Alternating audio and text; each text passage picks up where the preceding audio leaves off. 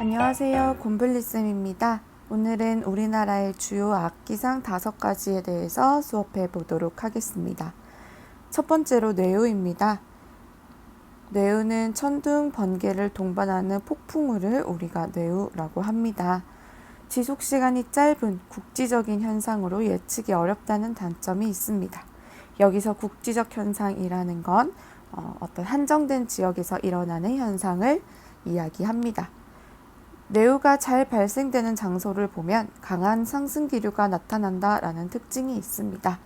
강한 상승기류가 나타나면 우리가 앞에서 배웠듯이 수증기의 은결이 발생하고 구름이 잘 만들어질 수 있기 때문에 아무래도 강한 폭풍우가 일어날 확률이 높아지겠죠.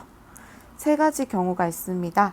어떤 지역이 특정한 지역이 가열되는 경우, 이러한 가열을 우리가 국지적 가열이라고 하는데, 이 가열된 부분은 대기가 불안정해집니다. 불안정해진 대기는 상승기류를 동반하면서 구름을 만들고 뇌우를 발생시킬 확률이 높아지죠. 주로 한여름에 이런 국지적 가열로 인한 뇌우가 잘 발생합니다. 그리고 한랭전선이 만들어질 때 여러분들이 잘 알고 있듯이 찬 공기가 따뜻한 공기를 파고들면서 만들어지죠. 이때 이 따뜻한 공기가 빠르게 상승하면서 뇌우가 발생되기도 합니다. 그리고 강한 상승기류가 나타난다는 곳은 저기압이 형성된 곳이죠. 우리가 알고 있는 태풍의 눈 주변부에서도 뇌우가 발생될 수 있습니다. 뇌우의 발달 단계는 우리가 총 3가지 단계로 볼 수 있습니다. 첫 번째로 저군 단계, 성숙 단계, 소멸 단계, 이렇게 3단계로 볼 수 있습니다. 각 단계의 특징들을 알아둘 필요가 있습니다. 저군 단계에서는 아까 얘기했던 강한 상승 기류가 발생하기 시작하는 구간입니다. 이 보면 지표에서 상공으로 공기가 이동하는 상승기류가 발달하면서 저군형 구름이 만들어지고 있죠. 처음에는 저군 형태로 만들어졌던 구름이 점점 상승기류가 강해지면서 더 두껍고 비를 내릴 수 있는 정란우르로 성장하는 시기가 이 저군 단계입니다. 아직까지는 강수 현상이 거의 없습니다. 언제 비가 내리기 시작하느냐? 바로 다음 단계인 성숙 단계에서 비가 내리기 시작합니다. 이 성숙 단계의 특징은 여러분들이 그림에서도 볼 수 있듯이 상승기류와 하강기류가 동시에 나타나기 시작합니다. 자, 이때 우리가 강한 뇌우 같은 경우는 여러분들 교과서에도 그림이 나와 있습니다. 돌풍이나 소나기, 번개, 천둥, 우리가 뒤에서 배울 우박과 같은 이런 현상들을 동반할 수 있고 비가 내리기 시작합니다. 자, 소멸 단계에서는 보면 그림에서 상승기류가 없어졌죠. 하강기류만 존재하면서 더 이상 구름이 발달하지 못하고 구름이 소멸하게 됩니다. 그러면서 뇌우가 소멸하는 단계가 되겠죠. 이때도 약하게 비는 내릴 수 있습니다. 자, 다음은 집중호우 또는 국지성 호우에 대해서 살펴보겠습니다. 집중호우 또는 국지성 호우는 짧은 시간 동안 많은 비가 내리는 현상을 우리가 집중호우 또는 국지성 호우라고 합니다. 집중호우라고 말할 수 있는 기준은 이렇게 되고요. 집중호우 역시 규모가 작고 일기도에 표시가 되지 않아 예측이 어렵다라는 단점이 있습니다. 자, 여기 선생님이 괄호 쳐놓은 이 부분은 우리가 집중호우의 특성으로 볼 수 있는데요. 주로 여름철에 발생하면서 높은 정란운이 만들어졌을 때, 즉 강한 상승 기류가 있어서 정란운이 아주 두껍고 높게 만들어졌을 때, 강한 뇌우가 발생할 때 이런 집중호우가 만들어질 수 있고요. 초여름 장마 전선이 만들어졌을 때도 우리가 집중호우, 그러니까 단시간에 좁은 지역에서 단시간에 많은 비가 내릴 수 있습니다. 이 장마전선 같은 경우는 집중호우이기는 하지만 좁은 지역에서 내리는 국지성 호우로 보기는 어렵기 때문에 이 두 가지 특징은 우리가 따로 떼서 집중호우의 특징이라고 볼 수 있겠습니다.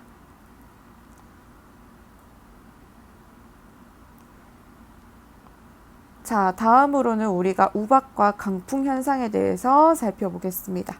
강풍 현상이라고 정하는 기준은 10분 동안 평균 풍속이 14m/s 이상인 바람을 우리가 강풍이라고 합니다. 앞에서 배운 강한 내우나 태풍의 영향을 받을 때 또는 우리나라 겨울철에 영향을 미치는 시베리아 고기압의 영향을 받을 때 주로 강풍 현상이 나타납니다. 자, 우박은 지상으로 얼음 덩어리가 떨어지는 현상을 우리가 우박이라고 합니다. 우박은 관행각 물방울을 많이 포함하고 있는 성숙 단계의 내우에서 만들어집니다. 자, 관행각 물방울이란 뭐냐면 물의 온도가 0도씨보다 낮기는 하지만 아직 얼지 않고 액체 상태로 존재하는 물방울을 우리가 관행각 물방울이라고 합니다. 이 성숙 단계의 내우에서 높은 고도가 높은 부분에서는 대기의 온도가 낮으면서 관행각 물방울이 존재할 수 있습니다. 이 관행각 물방울이 많이 포함되어 있는 이 성숙 단계의 내우에서 우박이 만들어질 수 있습니다. 그 이유는 우리가 3번에 나와 있는 우박의 생성 과정을 보면 잘 알 수 있습니다.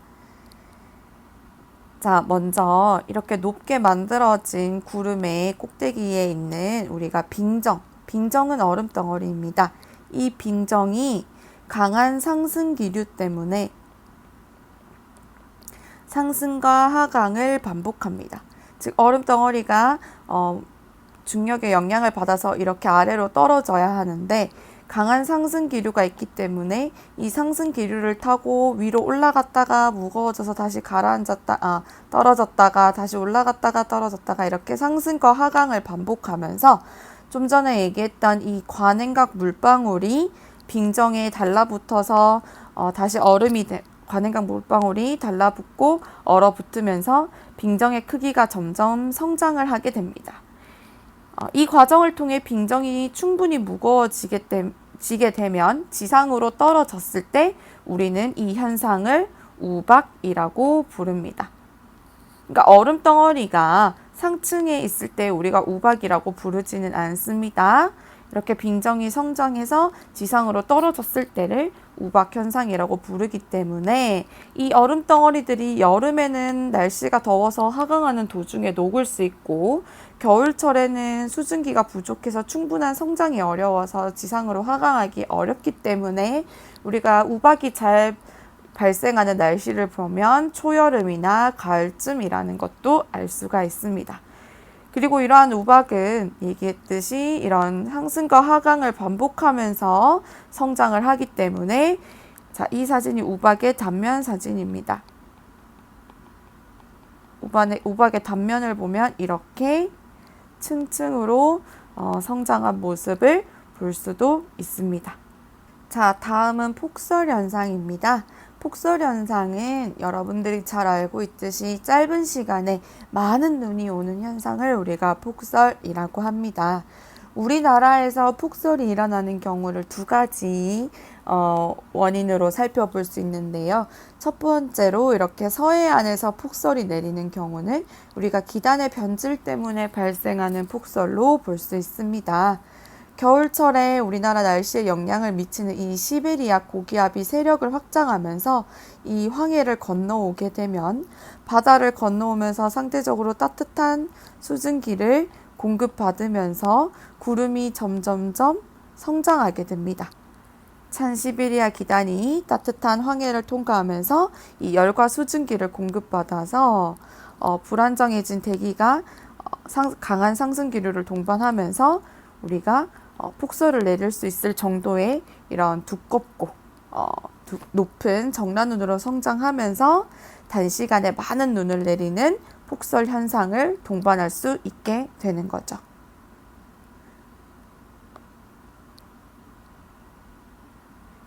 자, 두 번째로 영동 지방에서 내리는 폭설은 우리가 산악의 영향으로 볼 수 있습니다.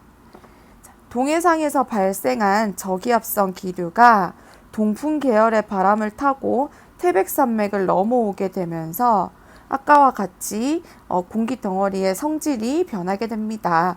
공기가 산을 타고 올라가게 되면 습도가 높아지고 수증기가 응결하면서 또 우리가 눈을 내릴 수 있는 정란운과 같은 적은형 구름이 발달하게 되겠죠.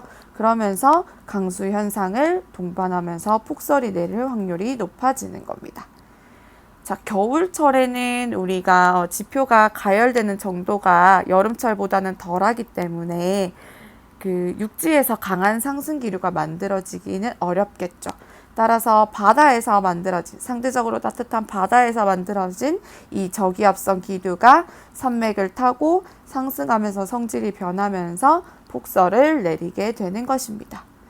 자, 여기서 선생님이 지금 강수 현상이라고 적어놔서 헷갈리는 친구들이 있을 수도 있을 것 같은데요.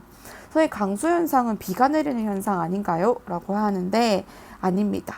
자, 비가 내리는 현상은 강우 현상으로 볼 수 있고요. 우리가 지금 얘기하고 있는 이런 폭설이나 내우나 이런 기상 현상들을 통틀어서 우리가 강수 현상이라고 말할 수 있습니다. 자, 마지막으로 우리 황사 현상에 대해서 살펴보겠습니다. 자, 황사는 중국 내륙이나 몽골 사막 지역에서 상공으로 올라간 모래먼지가 이동해서 다시 지상으로 낙하하는 현상을 우리가 황사 현상이라고 합니다. 잘 알고 있듯이 황사가 만들어지는 곳은 주로 중국이나 사막 지역, 이런 내륙의 건조한 지역에서 황사가 잘 발생을 하고요. 황사가 우리나라에 잘 발생하는 시기는 양쯔강 기단의 세력이 강해지는 3월이나 5월, 즉 봄철이 되겠네요. 자, 이렇게 내륙 건조 지역, 중국 지역이나 어떤 사막 지역 또는 몽골 고원 지역 등에서 발생한 이 먼지가 우리나라로 이동을 해서 이 상층에서 이동한 먼지들이 지상으로 하강하게 되면 황사 현상이 일어났다고 말할 수 있습니다. 자, 그렇기 때문에 황사가 만들어지고 발생하고 이동하는 과정을 살펴보면 일단 황사가 만들어지는 우리가 방금 살펴봤던 이 발원지에서는 강한 상승 기류, 즉 저기압이 만들어져야 합니다. 그래야 지상에 있는 모래먼지들이 지표에서 공기 중으로 상공으로 상승할 수 있고요. 자, 이 상승한 모래먼지가 편서풍을 타고 동쪽으로 이동하게 됩니다. 이 편서풍이 굉장히 강한 경우는 우리나라뿐만 아니라 이 미국 지역까지 넘어갈 수 있다라고 하는데요. 최종적으로 황사가 발생했다라고 말을 하려면 이 상층으로 이동해서 상층에서 이동한 모래먼지들이 지상으로 다시 떨어지는 낙하 과정을 거쳐야 됩니다. 따라서 이때는 하강기류, 즉 고기압이 만들어지면서 지상으로 낙하하면서 이 모래먼지들이 다시 지표로 하강하게 되면 이런 현상을 우리가 황사라고 부르게 되는 겁니다. 오늘은 이렇게 우리나라 날씨에 영향을 미치는 주요한 악기상들 5가지에 대해서 배워봤습니다. 크게 어려운 내용은 없죠. 기본적인 내용들과 또 우리가 살펴봤던 이런 그림 자료들 그리고 각 현상의 특징들을 위주로 복습하면서 기억해 두시기 바랍니다. 다음 시간에는 미리 얘기했듯이 대기 대순환 부분을 가지고 수업을 해보도록 하겠습니다. 오늘도 고생 많았습니다.